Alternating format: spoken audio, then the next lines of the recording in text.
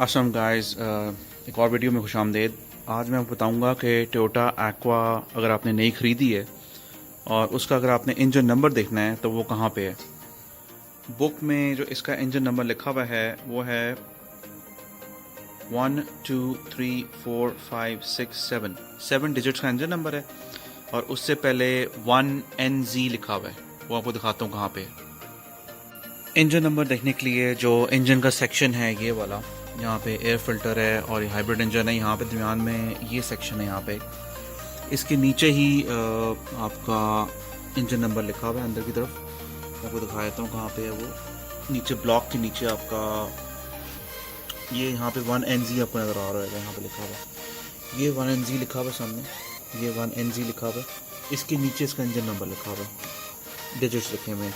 इसमें लिखा हुआ है इसमें लिखा हुआ है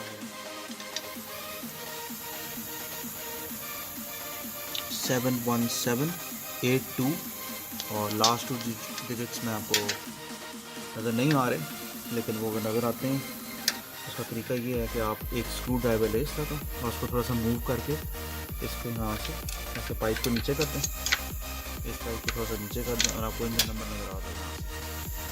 ठीक है गाइस, यहाँ से इंजन नंबर आपने देख के तो अपनी बुक पर चढ़ाना है ये वाला।